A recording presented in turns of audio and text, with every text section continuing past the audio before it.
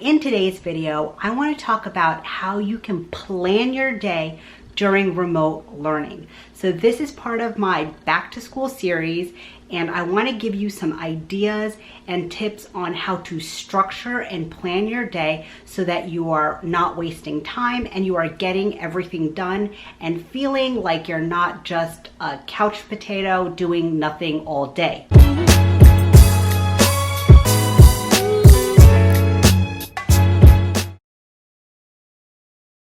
When the quarantine hit and we were all working from home, I joked that 2020 planners were the most useless thing ever. I figured, what does anybody need to write down anything? They're not going anywhere. They're not really doing anything. But that is not true. Many people were still in school. Many students were still taking classes.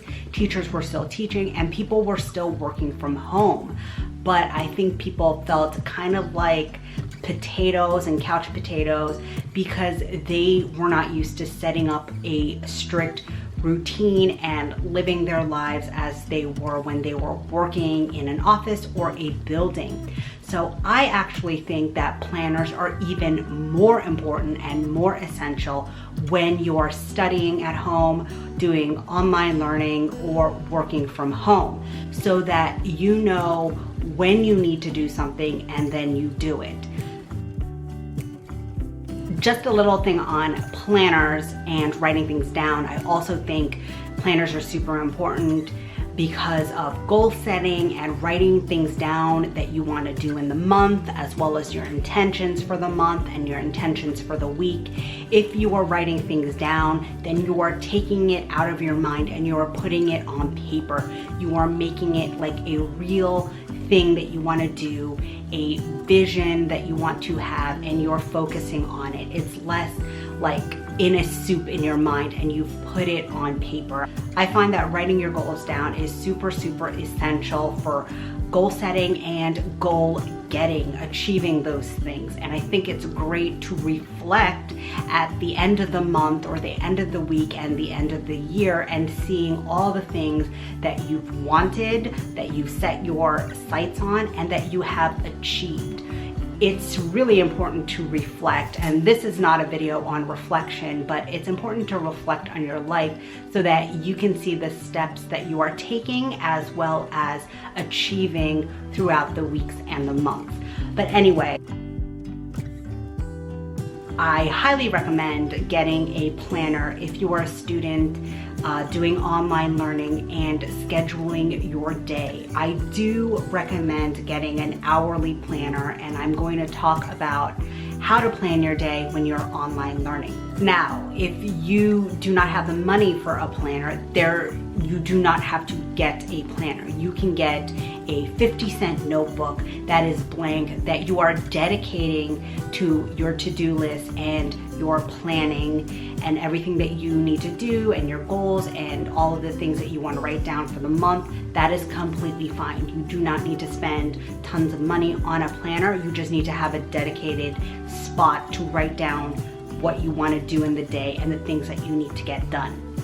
Anyway, that's enough talk about that. I want to talk about how to plan your day when you are working from home so that you are not a couch potato all day long. Okay, so if you are doing online/remote learning and all of your studies is going to be at home and online, I would recommend the hourly planning method / block planning. And this is where you are going to schedule everything by hour. That doesn't mean every single hour you need to write what you're going to do, but you are going to block different times for different activities. So I'm going to show you an example of mine.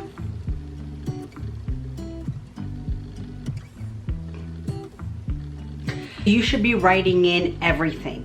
You should especially be trying to wake up at the same time every single day and write that into your hourly planner.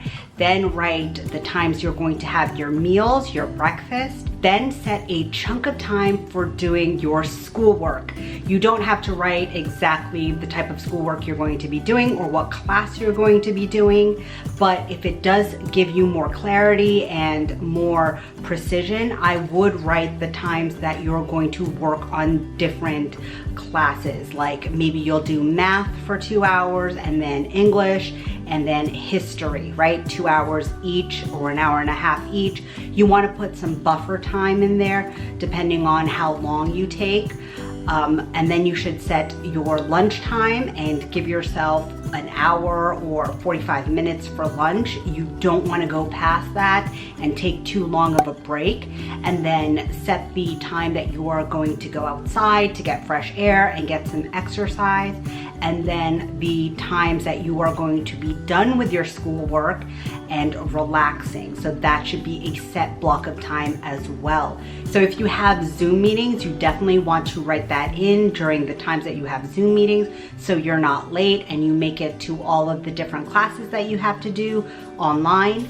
And I would definitely suggest writing them by hour, because sometimes students take all this time on one class and then they disregard all the other classes. Maybe because that takes longer, or maybe because they enjoy that class and they kind of want to forget another class, but you cannot do that. There are different ways to manage your workload as well.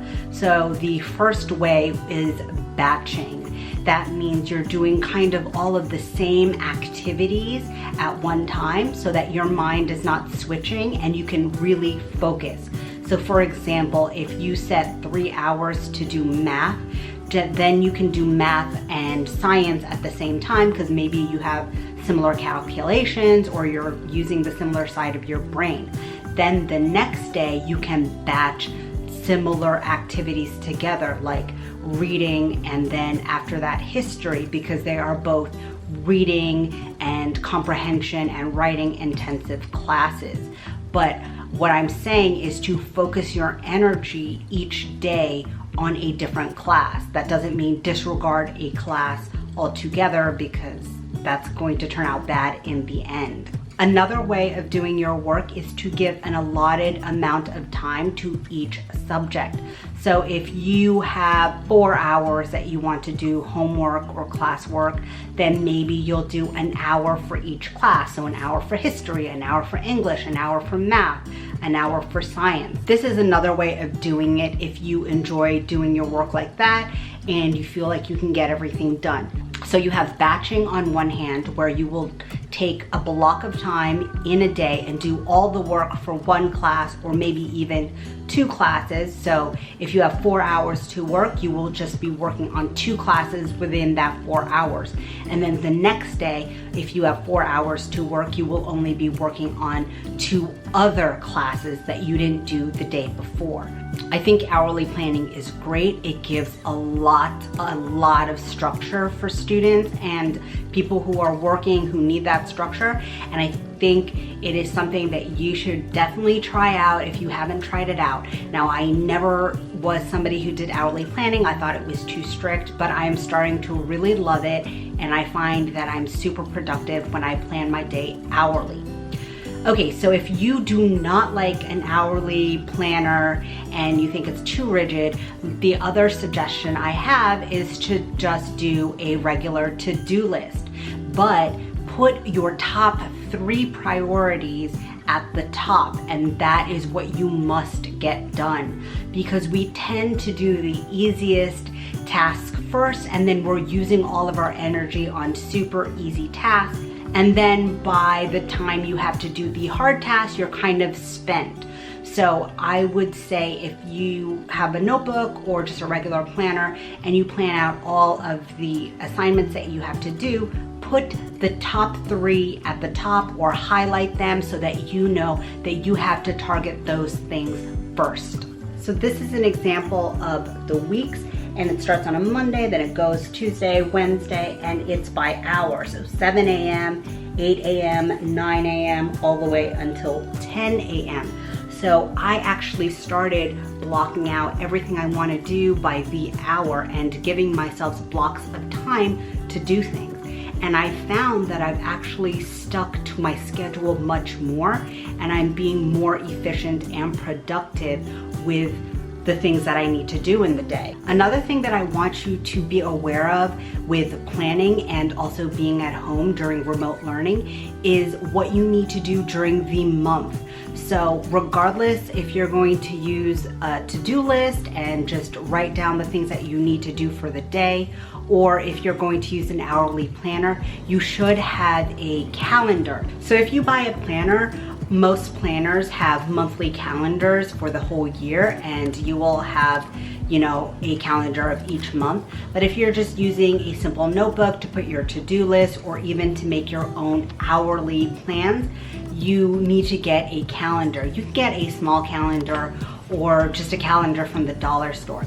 Now, why do I say calendar? Because you need to know the due dates looking far ahead into your month so that you are not suddenly hit with a test or a project or an essay. I would suggest going into your Google Classroom or whatever learning management system that your school is using. It might be Blackboard, and seeing what the due dates are for each project, test, whatever it may be, and making sure you're writing that down on your calendar so you know ahead of time what you need to prepare for and what you need to do. As well as putting all of the things that will be due in the month, you can start writing down all of the meetings that you have online, your Zoom meetings or your WebEx meetings that you have with your classes, and go ahead and already write that in. You can use a different highlighter color if you want, if you have multiple classes, so that you can associate that color with the class that you are taking. And that way you will never be late, and you will know when you have something by just going to the calendar side and seeing what you have for the entire month. Well guys, you just need to make sure that you are writing down the things that you need to get done, you know the due dates, and you're fitting that in during your week. If you have any specific questions about focus, productivity, planners, and how to use them, please leave them down below. I'm always happy to answer any questions. Well, I think that's all I have for you today, so please like this video if you like this video. Subscribe down below for more ideas on productivity and efficiency and planning. In the meantime, please keep learning and stay curious. Bye.